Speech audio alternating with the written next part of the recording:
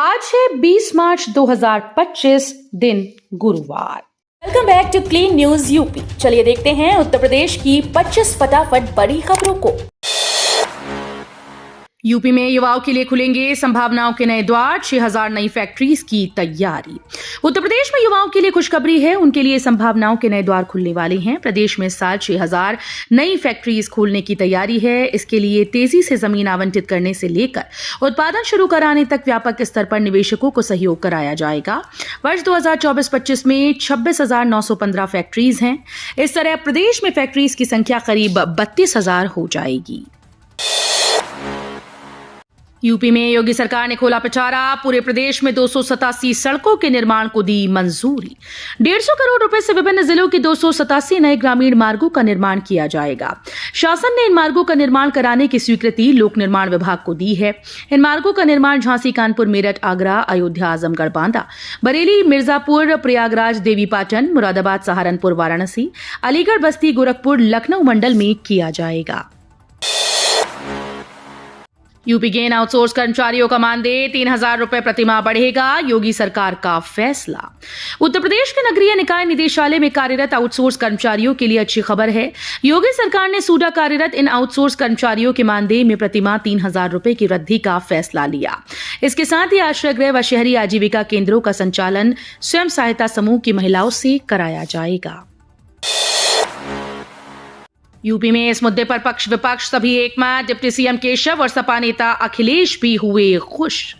उत्तर प्रदेश की राजनीति में यह अक्सर देखा गया है कि डिप्टी सीएम केशव प्रसाद मौर्य और समाजवादी पार्टी के नेता अखिलेश यादव एक ही मुद्दे पर एकमत नहीं होते।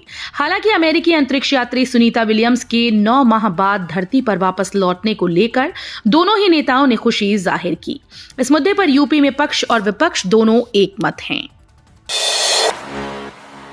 सीएम योगी ने कमांड सेंटर का किया निरीक्षण, बोले जनहित के कार्यों में लापरवाही स्वीकार्य नहीं। मुख्यमंत्री योगी आदित्यनाथ ने जनहित के कार्यों में लापरवाही को अस्वीकार बताया। उन्होंने कहा कि अच्छे लोगों की कहीं कोई कमी नहीं है, इन्हें प्रोत्साहन मिलना चाहिए। मुख्यमंत्री ने बुधवार को लाल बहादुर शास्त्री भवन स्थित सीएम कमांड सेंटर का निरीक्षण किया और प्रदेश भर में विभिन्न विभागों और परियोजनाओं के परफॉर्मेंस की भी जानकारी ली। उन्होंने विभागों को आवश्यक दिशा निर्देश देते हुए कहा कि सिर्फ 3 कैटेगरी A, B और C के तहत विभागों और योजनाओं की मॉनिटरिंग की जानी चाहिए। जेवर एयरपोर्ट के नोटिफाइड एरिया में बने मकान टूटेंगे, इन गांव में डिमोलिशन ऑर्डर जारी। उत्तर प्रदेश के जेवर में बन रहे नोएडा एयरपोर्ट के अधिसूचित क्षेत्र में बन रहे मकान टूटेंगे। प्रशासन ने 2 दिनों में 4 गांव में 50 से अधिक पक्के निर्माण को चिन्हित कर उनके मालिकों को चेतावनी दी। प्राधिकरण की ओर से इन मकान मालिकों को डिमोलिशन ऑर्डर जारी किया गया है, साथ ही पुलिस से मदद मांगी गई। खरमास खत्म होते ही आसान हो जाएगा गोरखपुर से लखनऊ का सफर। गोरखपुर से लखनऊ जाने वाले यात्रियों को जल्द ही बड़ा तोहफा मिलने वाला है। गोरखपुर लिंक एक्सप्रेसवे के पूर्वांचल एक्सप्रेसवे से जुड़ते ही लखनऊ का सफर और आसान हो जाएगा। लगभग 1.5 घंटे तक के समय की बचत होगी। ऐसी संभावना है कि 13 अप्रैल को खरमास खत्म होते ही मुख्यमंत्री योगी आदित्यनाथ द्वारा इसका लोकार्पण हो जाए। श्री कृष्ण जन्मभूमि और शाही ईदगाह विवाद मामले में हाईकोर्ट ने हिंदू पक्ष पर लगाया 5,000 का हर्जाना। श्री कृष्ण जन्मभूमि मथुरा व शाही ईदगाह विवाद मामले में भारतीय पुरातत्व सर्वेक्षण विभाग और भारत संघ को पक्षकार बनाने के लिए हिंदू पक्ष की ओर से दाखिल संशोधन अर्जी को हाईकोर्ट ने स्वीकार कर लिया। साथ ही हिंदू पक्ष पर 5,000 रुपए का हर्जाना लगाया है। ये राशि प्रतिवादी उत्तर प्रदेश सुन्नी सेंट्रल बोर्ड को देय होगी। किसानों की किस्मत बदलेंगे ये 2 फल, कमाई भी होगी डबल, योगी सरकार ने दिया बड़ा तोहफा। कृषि और बागवानी उत्पादों को अंतर्राष्ट्रीय निर्यात के स्तर तक ले जाने की कसरत में जुटी योगी सरकार ने उन्नत और रोग मुक्त पौध तैयार करने की दिशा में एक कदम आगे बढ़ाया है। अयोध्या, मेरठ और कानपुर के कृषि विश्वविद्यालयों में ऊतक संवर्धन प्रयोगशाला की स्थापना की जाएगी।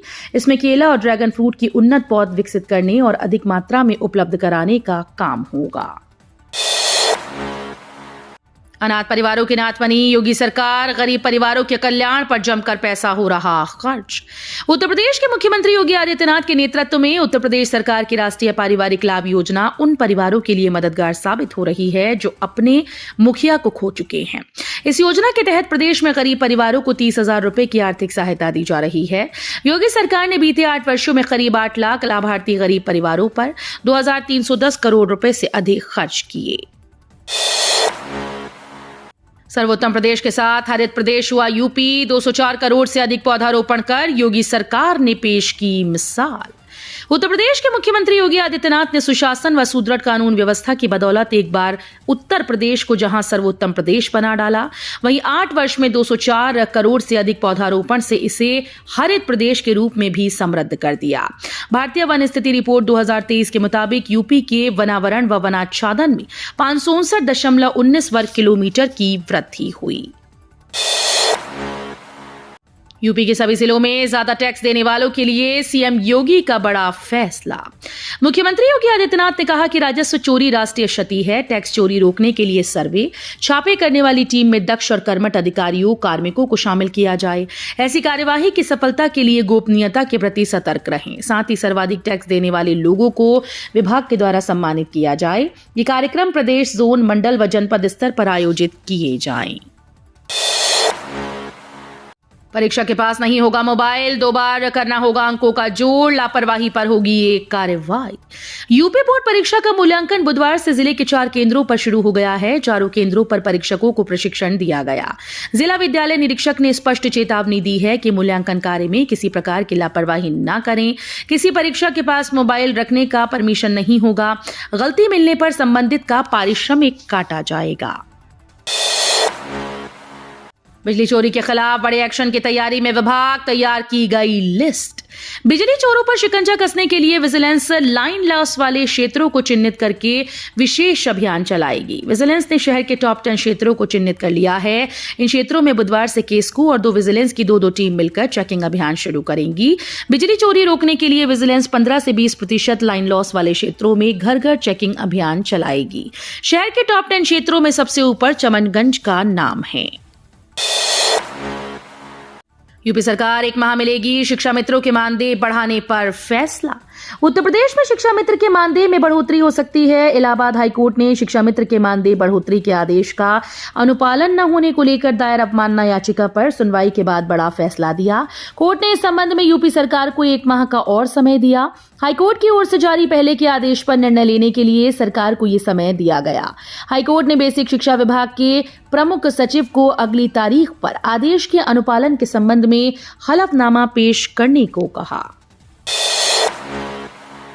सुनीता विलियम्स वापस आई। अब शुभांशु शुक्ला ड्रैगन यान से भरेंगे उड़ान। भारतीय मूल की अमेरिकी अंतरिक्ष यात्री सुनीता विलियम्स 286 दिनों तक अंतरिक्ष में रहने के बाद स्पेसएक्स के ड्रैगन स्पेसक्राफ्ट के जरिए धरती पर सुरक्षित लौट आई हैं। ये यान फ्लोरिडा के तट पर बुधवार सुबह 3:27 पर सफलतापूर्वक उतरा। स्पेसएक्स के ड्रैगन यान से सुनीता विलियम्स और बुच विल्मोर की सफल वापसी के बाद अब दुनिया की नजर आगामी एक्सियम मिशन 4 पर टिकी है, जिसमें भारत की महत्वपूर्ण भागीदारी होगी। इस निजी अंतरिक्ष मिशन में पहली बार भारतीय वायुसेना के टेस्ट पायलट और गगनयान मिशन से जुड़े अंतरिक्ष यात्री शुभांशु शुक्ला को अंतर्राष्ट्रीय अंतरिक्ष स्टेशन भेजा जाएगा। राजस्व चोरी रोकने के लिए तैयार की जाए एसओपी। सीएम योगी ने अधिकारियों को दिए निर्देश। मुख्यमंत्री योगी आदित्यनाथ ने कहा कि राजस्व चोरी राष्ट्रीय क्षति है। कर चोरी रोकने के लिए सर्वे और छापेमारी करने वाली टीम में दक्ष और कर्मठ अधिकारियों व कर्मचारियों को शामिल किया जाए। कार्रवाई की सफलता के लिए उसकी गोपनीयता के प्रति अधिकारी सतर्क रहें। कर चोरी रोकने की दृष्टि से क्षेत्रवार रणनीति बनाई जाए। गाजियाबाद का तेजी से होगा विकास, 61 गांव की बदलेगी किस्मत। गाजियाबाद विकास प्राधिकरण की 168वीं बोर्ड बैठक में कुल 20 में से 11 प्रस्तावों पर मुहर लग गई। डीएमई और ईपी के 61 गांव जीडीए के दायरे में आएंगे, जिसका विकास भी गाजियाबाद विकास प्राधिकरण कराएगा। अभी तक ये सभी गांव जिला पंचायत क्षेत्र में हैं। मेरठ मंडलायुक्त व जीडीए बोर्ड अध्यक्ष ऋषिकेश भास्कर यशोद की अध्यक्षता में मेरठ मंडलायुक्त कार्यालय सभागार में जीडीए की बोर्ड बैठक हुई। यूपी पुलिस में फिर बड़ा फेरबदल, अब 16 आईपीएस अधिकारियों के तबादले। यूपी पुलिस में 32 आईपीएस तबादले के बाद अब बुधवार को 16 आईपीएस के तबादले किए गए। योगी सरकार ने इन अफसरों को प्रमोशन के साथ नई तैनाती दी। आईपीएस अंजलि शर्मा को अतिरिक्त पुलिस आयुक्त पुलिस कमिश्नरेट कानपुर नगर में नवीन तैनाती दी है। आईपीएस शैव्या गोयल को सहायक पुलिस आयुक्त पुलिस कमिश्नरेट गौतम बुद्ध नगर से अतिरिक्त पुलिस उपायुक्त पुलिस कमिश्नरेट गौतम बुद्ध नगर की जिम्मेदारी दी गई। बनारस के नालों की मशीन से होगी सफाई। मॉनसून सीजन से 2 माह पहले ही नगर निगम ने की तैयारी। मॉनसून सीजन में जल जमाव की समस्या से लोगों को परेशान न होना पड़े, इसके लिए नगर निगम प्रशासन ने 2 माह पहले ही तैयारी कर ली। इस बार 25 मार्च से ही सफाई अभियान शुरू होगा। मशीनों से बनारस के नालों की सफाई कराई जाएगी। हर बार मई में नाला सफाई का काम शुरू किया जाता था। यूपी के शहर में गरजा बुलडोजर, राजमार्ग पर ध्वस्त कराए गए अवैध निर्माण।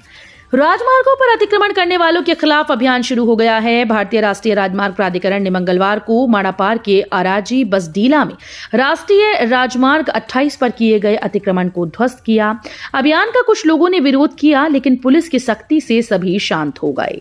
एनएचएआई के परियोजना निदेशक ललित प्रताप पाल ने कहा कि राजमार्गों पर मध्य रेखा से 37.5 मीटर के दायरे में कुछ भी नहीं होना चाहिए।